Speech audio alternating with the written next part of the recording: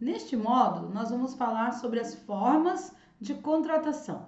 Quando falamos das relações de trabalho, nós temos várias maneiras de expressar essas formas de trabalho e é onde nós chamamos de formas de contratação. Então, nós temos o estagiário, o emprego, que é com vínculo empregatício, nós temos o autônomo, nós temos o terceirizado, o rural, nós temos várias formas de expressar essa relação de trabalho. Vamos dar uma olhada então? Quando falamos de formas de contratação, muitas empresas já pensam, mas a empresa ela não está querendo pagar o vale transporte, ela não está querendo pagar o 13º. Não necessariamente.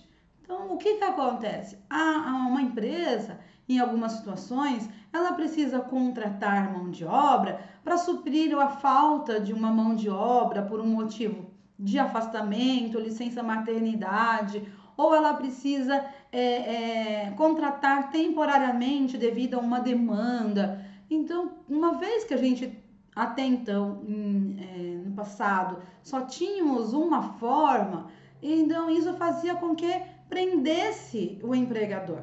Uma vez que prendesse e nesse vínculo já estava inserido outras situações que pudessem aumentar o seu custo, então isso fazia com que esse aumento de custo fazia com que o empregador optasse pela forma de contratação informal. Não que a forma informal seja algo, seja um tipo, mas que acontece muito na nossa realidade. Então, uma vez que era algo custoso, então o empregador acabava indo para ilegalidade e contratando de forma informal. Então, quando nós falamos das relações de trabalho, então o empregador ele vê várias situações, ele vê a redução do custo, o que é melhor para ele, será que é melhor para ele contratar um prestador de serviço autônomo, um empregado, por quanto tempo ele precisa desse empregado, é temporário ou não, ele quer ensinar também, então inserido nessa relação, ele tem que ver o que é melhor para ele. Então a gente tem aí as várias formas, elas tendem a trazer uma redução de custo, uma redução na burocracia, uma melhoria na qualidade dos produtos ou serviços, otimizar a realização das atividades e principalmente essa flexibilização das relações de trabalho. Então, o que é bom para um empregador não necessariamente tem que ser para outro empregador. Então, cada um tem que ver o que é melhor para si, o que ele está precisando naquele momento, ok? Então, vamos falar da relação de emprego. Então, antes de nós falarmos da relação de trabalho, nós vamos falar primeiro da relação de emprego. Então, o que difere a relação de emprego para a relação de trabalho? A relação de emprego é uma das formas da relação de trabalho. Então, na relação de emprego, eu tenho uma relação de trabalho, mas essa relação de emprego, ela possui algumas características. Na relação de emprego, eu tenho o vínculo, é onde faz nascer o vínculo empregatício. Então, por exemplo, primeiro, pessoa física. Então, é onde eu tenho o trabalho, tem que ser exercido por uma pessoa física. Se nessa característica eu tenho uma pessoa jurídica prestando o serviço, então eu já não tenho vínculo, eu já não tenho uma relação de emprego. Então, primeiro, tem que ser exercido por uma pessoa física. Segundo, tem que haver a onerosidade. O que quer dizer onerosidade? O salário. Então, eu estou prestando serviço, em troca, eu tenho o salário. Não eventualidade ou habitualidade. O que quer dizer isso? Eu posso, digamos, falar, não quero ir hoje, aí até aí tudo bem. Mas se eu não for trabalhar hoje, eu posso mandar alguém no meu lugar? Eu vou chegar para minha irmã e falar, então vai lá trabalhar hoje para mim? Não, a partir do momento que eu tenho uma habitualidade e ela é exercida por mim, essa prestação de serviço, eu não posso colocar outra pessoa para fazer o trabalho no meu lugar. Então, aí você tem essa habitualidade. Subordinação. Você tem alguém a quem você preste contas. Um chefe, um coordenador, um gerente, mas você presta contas para alguém. E a pessoalidade. Então, a pessoalidade também vem de continuidade. Então, você vai lá para prestar esse serviço. Uma vez que eu tenho essas características, automaticamente eu tenho o vínculo empregatício.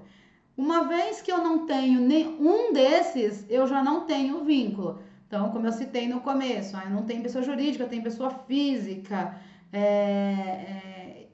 a não subordinação, eu tenho uma bolsa auxílio, eu não tenho salário. Então, eu já não tenho a caracterização do emprego, e sim outra forma, né? No caso da bolsa auxílio aqui que eu citei, você pode ter aí a relação do estágio e não a relação de emprego, uma vez que o estágio não é um emprego, né? Ela é uma relação de trabalho, mas ela não é considerada uma relação de emprego, ok? Ficou claro? Bom, vamos então falar na próxima aula das demais relações de trabalho que nós temos, ok? Até mais! Vamos falar então das relações de trabalho. Então, nós vimos sobre a relação do emprego e no que diz respeito às relações trabalhistas, os tipos de empregados existentes. Esses são os mais comuns. Então, nós temos o seletista, que é o que nós falamos agora há pouco, sobre aquele que tem a relação de trabalho, onde é necessário haver as características. Nós temos o doméstico, o estagiário, o aprendiz, o autônomo, o temporário, o rural e o avulso. Esses são os mais comuns para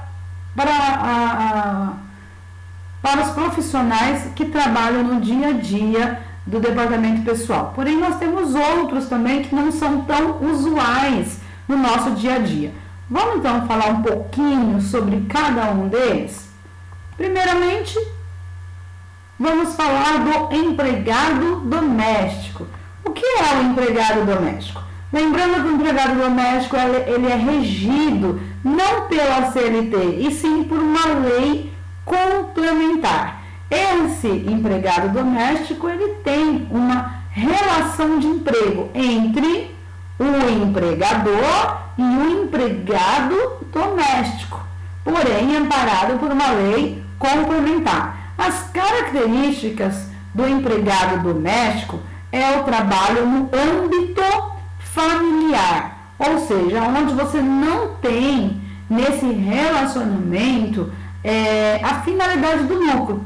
É muito comum para empresas que os sócios possuem empregados domésticos, era muito comum antes dessa legislação eles registrarem o empregado doméstico como funcionário da empresa. Só que a característica do empregado doméstico é o trabalho no âmbito familiar. Então, o empregador, os sócios de muitas empresas, não pode registrar esse trabalhador lá na empresa, porque o local de trabalho é diferenciado, tá? E quando nós falamos de empregado doméstico, não é só a diarista, não é só a empregada doméstica. Nós temos também o cuidador de idosos, o jardineiro, o mordomo, a governanta, todos aqueles que trabalham no âmbito familiar. O trabalhador doméstico ele é segurado obrigatório pela Previdência Social. Até tem o código exclusivo para o empregado doméstico. Nós vamos falar agora um pouquinho sobre o estagiário. O estagiário ele também é regido por uma lei específica, que é a Lei 11.788 de 2008. Todas as empresas que possuem estagiário devem ter conhecimento dessa legislação. A relação de trabalho existente é entre o concedente e o estagiário, ou seja, o concedente é aquele que está empregando ele. Porém, é muito comum haver uma relação entre três partes: o concedente, o estagiário e a instituição de ensino. Que fique claro que nesse relacionamento entre concedente e estagiário deve haver a documentação de estágio, onde o estagiário ele precisa fazer a prova de que ele é um estudante. E também hoje, como a maior parte das instituições, muitas instituições de graduação são semestrais, então toda vez que for renovado o período escolar, ele deve trazer a declaração de que ele está estudando ou de que ele fez a matrícula dele. O estagiário não necessariamente tem que ser aquele estudante somente de graduação. Pode também ser estudante do ensino técnico ou também do ensino médio. Lembrando que o estagiário tem aí como foco, né, ele aprender. O estágio, ele não visa substituição de profissional, e sim aquele profissional que tende a aprender o desenvolvimento de uma profissão. Por isso, a necessidade de estar estudando. Como eu comentei, você tem essa intermediação pela instituição de ensino. Tá? Deve haver a celebração do termo de compromisso assinado pelo concedente, pelo estagiário e pela instituição de ensino. Para que você possa ter um estagiário, a empresa precisa ter pelo menos um funcionário, tá? Então, ela tem que ter pelo menos um funcionário. Na legislação diz que para ter um estagiário, deve haver de 1 a 5 funcionários, pelo menos, dentro de uma empresa. A duração do estágio não pode ser superior a 2 anos. O estagiário, ele pode, assim, ficar 2 anos numa empresa e 2 anos em outra, não tem problema nenhum. O estagiário, ele não é um segurado obrigatório da Previdência Social, mas eu, pelo menos, sempre indico.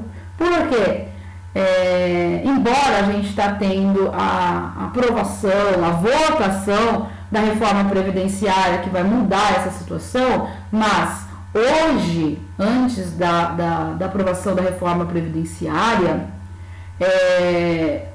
o profissional ele pode se aposentar por tempo de contribuição acima de 30 anos, mas muitos profissionais começam a sua vida profissional como estagiários e dependendo, eu por sinal fui estagiário em alguns momentos da minha vida e não era contribuinte, e isso faz falta quando você está prestes a se aposentar, isso faz muita falta. Então, é sempre indicado que o profissional ele contribua de forma facultativa, onde ele não tem a obrigatoriedade. A jornada de trabalho do estagiário não pode ser superior a 30 horas semanais. Tá? Lembre que ele é um estudante. É obrigado um seguro contra acidentes pessoais para o estagiário, ok? Lembrando que estagiários menores de idade, nós temos também aí a obrigatoriedade de obedecer a legislação no que diz respeito ao trabalho para o menor. Então, ele não pode trabalhar depois das 10 horas da noite, ele não pode trabalhar em exercício da função insalubre, perigosa. Lembrando que o estagiário deve ser inserido no e-social. O estagiário ele tem por obrigatoriedade fazer o exame admissional, periódicos, demissionais e etc. Ok? A remuneração dele é uma bolsa auxílio, que fique claro que é uma bolsa auxílio. Muita gente fala assim, nossa, mas o valor do salário é baixo. Estagiário não recebe salário, estagiário recebe uma bolsa que também é facultativa. No caso, em algumas empresas, quando a gente fala de relação de trabalho, você não pode trabalhar de graça, mas o estagiário pode sim exercer um estágio não remunerado, ok? Então, não está vinculado o valor da bolsa auxílio dele, não está vinculada ao salário mínimo. Então, se a empresa quiser oferecer R$300 de bolsa auxílio para o estagiário, ela pode. Não podemos esquecer que no que diz respeito ao e-social, o estagiário ele precisa ter um superior da sua mesma formação, ou seja, se eu vou ter um estagiário da área administrativa, eu tenho que ter um superior que seja formado na área administrativa. Se você vai ter um estágio de ciências contábeis, um profissional que está cursando ciências contábeis, você tem que ter um contador e assim sucessivamente, ok? Bom, vamos falar agora do aprendiz. O aprendiz é um profissional seletista, ele está acobertado pela CLT. Qual é a diferença do aprendiz para o estagiário?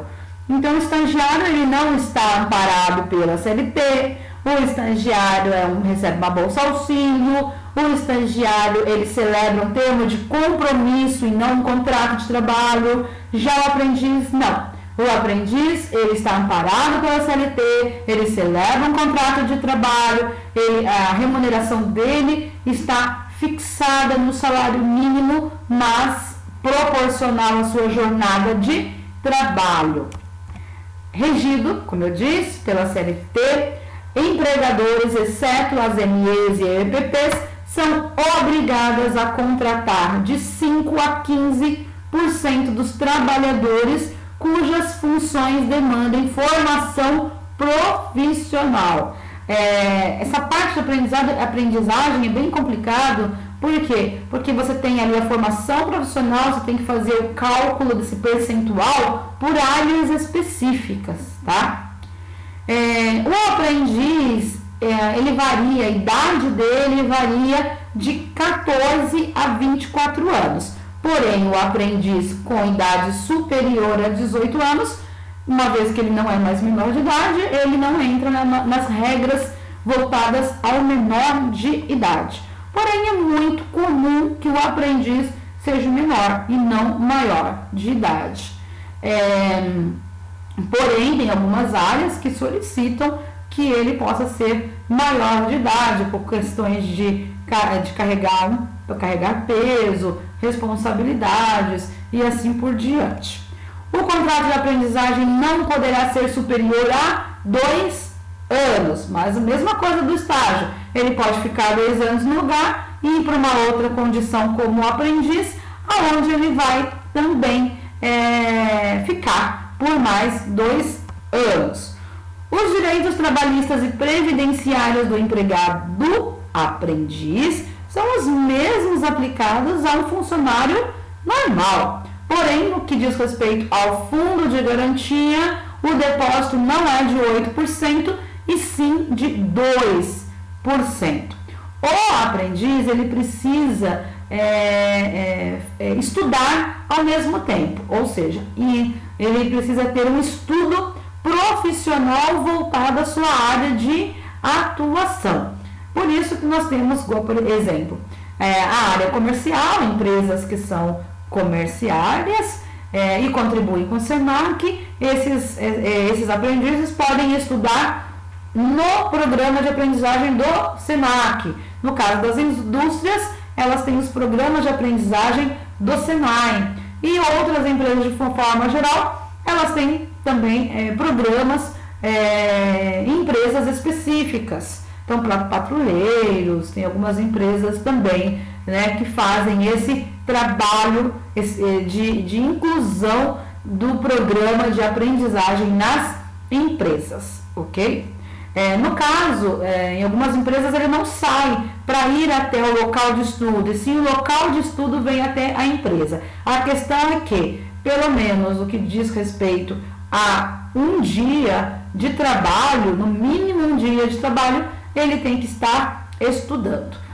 O aprendizagem ele tem toda uma regra que disciplina esse relacionamento, que vale a pena ser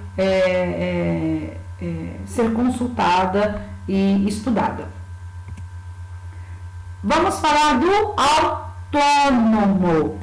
O autônomo é aquele que não tem vínculo empregatício, ele não é amparado por lei, ele não é amparado pela CLT, ele é um prestador de serviço, ele está amparado pelo regime regido pela legislação do Código Civil, Lei 10.409 de 2002, dos artigos 593 até 609, mais ou menos, tá? Lembrando que, se nesse relacionamento entre o autônomo e o empregador houver as 5 características que nós falamos na aula de relação de emprego, pode ser caracterizado o vínculo empregatício. Então tem que tomar muito cuidado na contratação do autônomo. A relação de trabalho é entre tomador do serviço e prestador de serviço. Então, exemplo, eu vou contratar um pintor. Então eu não posso ficar ali falando, olha, pinta assim, pinta assado, pinta de lado, pinta para cima, pinta naquele cantinho. Então aí você está tendo a subordinação. Então, se ele vai trabalhar em horário comercial, é porque a empresa está aberta no horário comercial. Não necessariamente aí eu tenho um vínculo empregatício. Para ser caracterizado o vínculo, a gente tem que ter as 5 características que nós falamos na aula de relação de emprego, tá? Então, tome muito cuidado. No caso do autônomo e do tomador de serviço, não necessariamente o contrato precisa ser celebrado de forma escrita. Então, esse contrato pode ser celebrado de forma verbal. Em alguns casos, a gente aconselha sim o amparato do contrato escrito. Lembrando que o autônomo ele ingressa no E-Social, porém ele ingressa na folha de pagamento do autônomo. Não tem necessidade de ser feito um cadastro prévio do autônomo. Somente no ato da remuneração, do pagamento do autônomo, não é a realização do serviço, é o pagamento do autônomo. Somente no ato do pagamento, onde é expedido, confeccionado o recibo, que é o RPA, aí sim você vai incluí-lo no E-Social. E sobre esse autônomo, nós temos a retenção do INSS sobre o autônomo, que é de 11%. É um percentual fixo. Características: a autonomia e a eventualidade. Então, é um trabalho eventual, quando você precisar. E ele tem a sua autonomia de trabalho. O contrato, como eu disse, é o de prestação de serviço. O pagamento se dá através do recibo, que é o RPA. É obrigatória a retenção dos 11% de INSS, porém é muito comum nós falarmos nas aulas de DP sobre a retenção dos 11%. Não podemos desprezar também a retenção do ISS, que é o Imposto sobre o Serviço, caso o prestador, ou seja, o autônomo, não possua cadastro como autônomo no município onde ele está domiciliado. Se ele não apresentar a numeração do CCM, que é o cadastro, é o código do cadastro municipal, ou cadastro municipal do contribuinte, é o CCM ou CMC, se ele não apresentar essa numeração, então aí deve ser retido 5% de ISS e recolhido para o domicílio, ou seja, a cidade, o município, aonde está o tomador de serviço. Dependendo do valor da prestação de serviço desse autônomo, também incide retenção de imposto de renda se atingir a tabela progressiva. Tem um custo para o tomador de serviço adicional, que é de 20% previdenciário sobre a prestação de serviço. Então, isso não vai ser retido, como eu disse, é um custo por parte do tomador de serviço, ok? Vou abrir uma aspas aqui e falar sobre aquele autônomo que tem a configuração do MEI. Então, nós sabemos que o MEI, em vários casos, é a formalização do informal, que seria a formalização, muitas vezes, do autônomo. O MEI, ele se dá por uma pessoa jurídica, então ele tem um CNPJ, porém, o que o MEI tem a ver com o autônomo agora?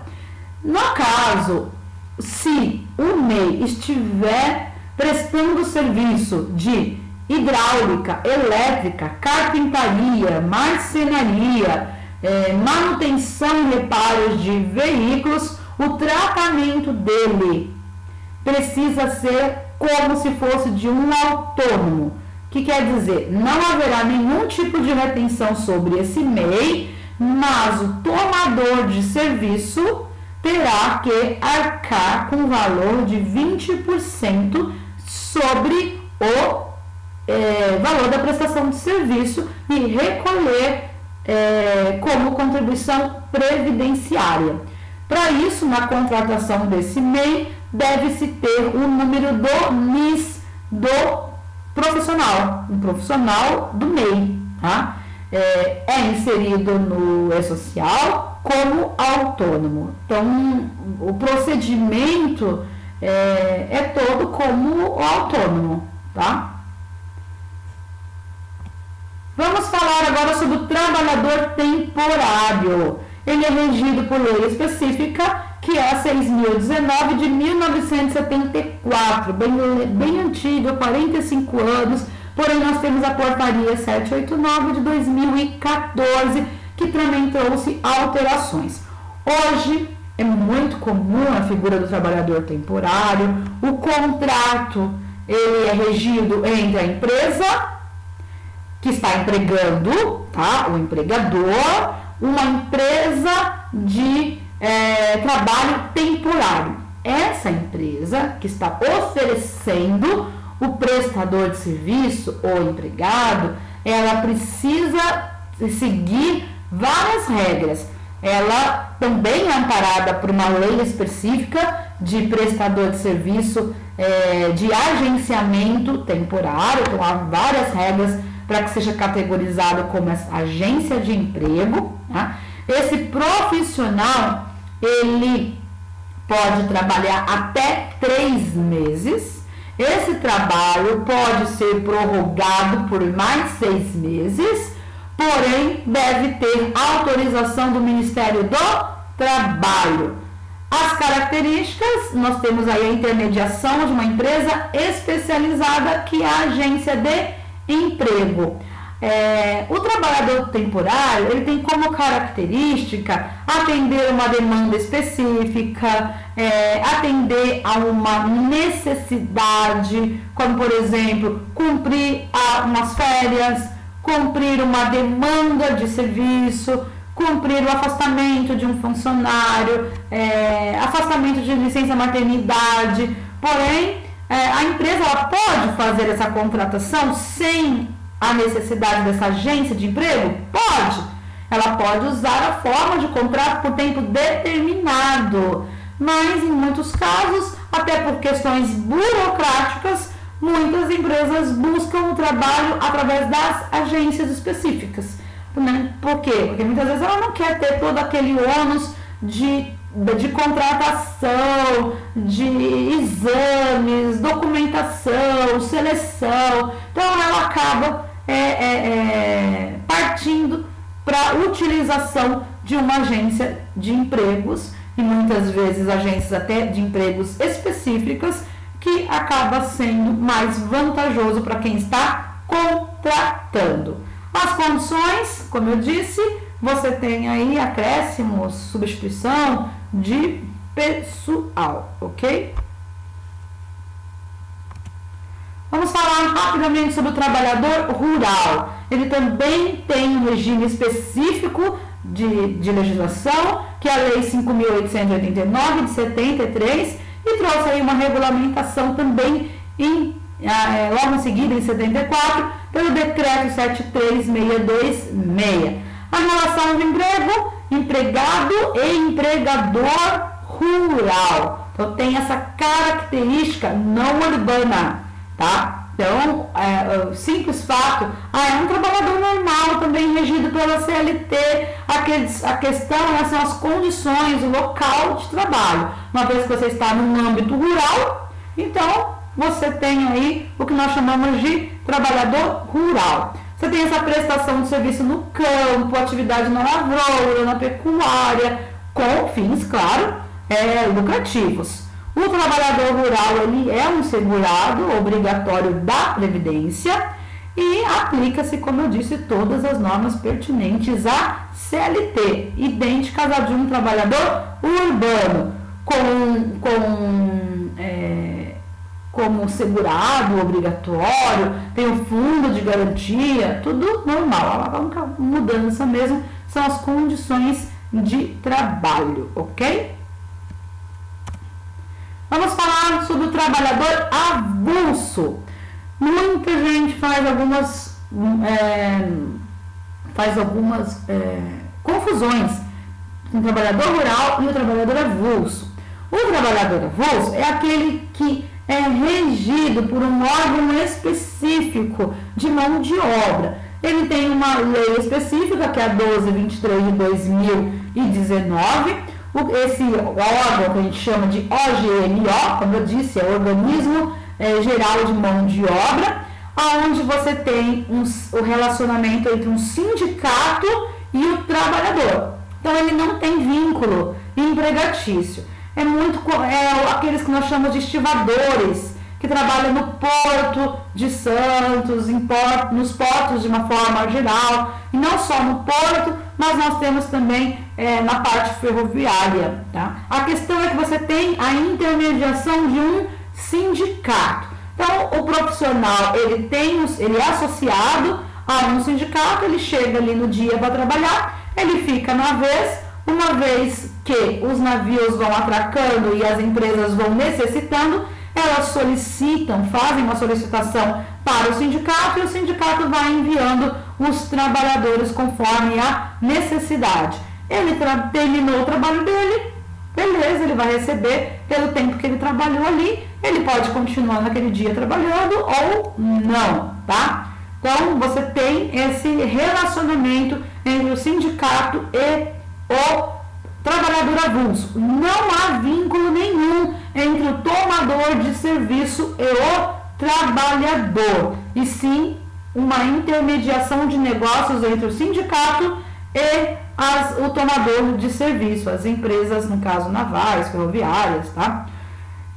O trabalhador avulso é um segurado obrigatório da Previdência, né? E aplica-se todas as normas pertinentes no que diz respeito à jornada de trabalho, no que diz respeito ao trabalhador urbano. O fundo de garantia. O fundo de garantia também é obrigatório para esse trabalhador. Vamos falar do PCD, tá? Programa voltado a deficientes. No caso, também ele é um trabalhador regido pela CLT, Porém, as empresas com mais de 100 funcionários, 100 ou mais, exceto as MEs e EPPs, elas têm por obrigatoriedade empregar sobre uma totalização do seu quadro funcional de 2 a 5%, né, de cargos voltados a PCDs. Tá? Os cargos são voltados a beneficiários reabilitados pela Previdência Social ou pessoas com deficiências. Hoje nós já temos até mesmo agências específicas para esse tipo de contratação. Tá? Se a empresa que tem obrigatoriedade ao atendimento, ao emprego do PCD não o fizer, ela é penalizada. Tá? Os trabalhadores poderão ser distribuídos em diversos estabelecimentos da empresa ou até mesmo centralizados em um deles. Então, existe toda aí uma regra a ser cumprida. Nós temos também a figura do trainee. O trainee é diferente do aprendiz, que é diferente do estagiário. O trainee é regido pela CLT também, porém o trainee é um cargo voltado ao desenvolvimento profissional, mas do empregado que visa cargos de gestão. Ou seja, grandes empresas buscam talentos para ocupar cargos de gestão, onde a empresa contrata o trainee para que ele possa ser desenvolvido pela determinada empresa. O profissional ele é seletista, ele para ser trainee, ele pode ter se formado em até 2 anos, ou ele pode estar no último ano ou no último semestre, tá, de estudo, e para ocupar o cargo de trainee, no máximo 2 anos após a sua graduação. Ele não pode ficar mais de 2 anos no cargo de trainee. As empresas, eles estipulam um tutor na área em desenvolvimento, onde esse profissional vai receber uma série de treinamentos, participações, cursos, exatamente voltadas à sua carreira e ao seu desenvolvimento profissional. Aqui no Brasil, por exemplo, a gente tem a Toyota, ela é uma empresa que tem programas de trainee, como outras automobilísticas também, e no caso da Toyota, ela costuma até mandar os seus trainees para o Japão, onde eles vão aprender desde a da conceituação da empresa mãe. Não é diferente em outras empresas que mandam seus funcionários para a Alemanha ou para suas sedes de forma geral. Depois, esses profissionais, muitas vezes, eles voltam para o Brasil, onde eles vão continuar o seu processo de treinamento, até para que eles possam ocupar cargos de gestão, cargos executivos. Relação de trabalho, nós vimos até o momento as relações de trabalho mais comuns no nosso dia a dia operacional. Mas, como eu disse, não fica por aí. Nós temos outras relações de trabalho que, conforme houver necessidade, deve ser estudada, como, por exemplo, trabalho institucional, voluntário, prisional, associado de cooperativa, cabo eleitoral, os residentes. Nós falamos um pouco do salão parceiro, que tem gerado bastante dúvida aí.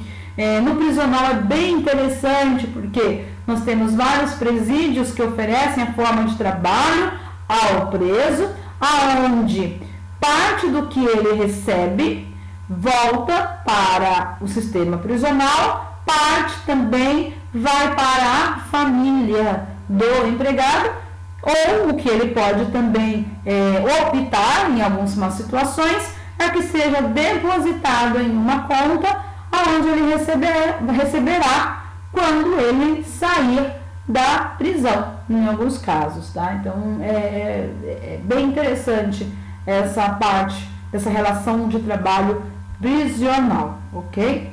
Bom, nós terminamos então a parte que diz respeito às formas de contratação e nós vamos ver daqui a pouco sobre os contratos, ok?